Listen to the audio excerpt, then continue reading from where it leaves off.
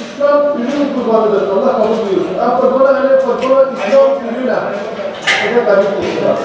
İki, Hüseyin oğlu Hasan akikası. Allah kabul buyursun. Hala.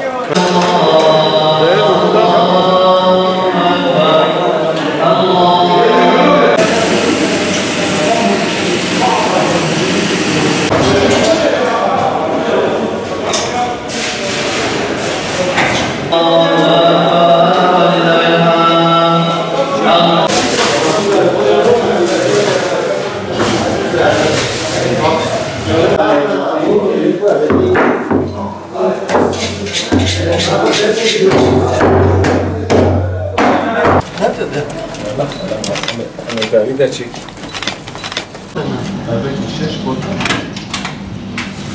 Ulan çok yavaş itaat ediyoruz.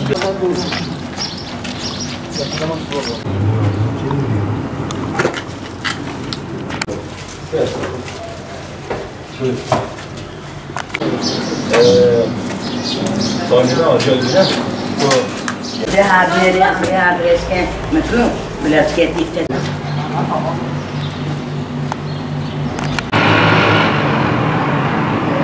Cizre Umut Kervanı olarak kurban ibadetini eda ettik. Bayramın ikinci günü Cizre Belediyesi'ne ait mezbahane tesisinde daha önceden vekaletlerini Cizre Umut Kervanı'na veren hayırseverlerin kurbanları seçilerek mezbahane tesisine getirildi. İslami usullere uygun olarak kesimleri yapıldı. Bu kurban etleri 2,5 kilogramlık poşetler halinde dağıtımlarına başlandı. Daha önceden tespit komisyonu tarafından tespiti yapılan ihtiyaç sahibi, muhtaç, yetim ve öksüz ailelere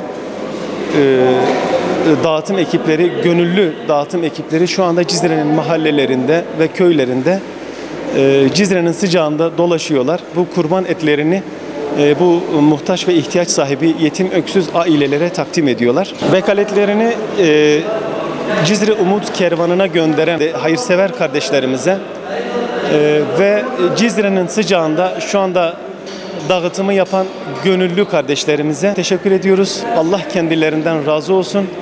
Rabbim bu kurban ibadetini İzzet-i Dergahı'nda kabul etsin. Ümmeti Muhammed için, bütün Müslümanlar için hayırlara vesile kılsın inşallah.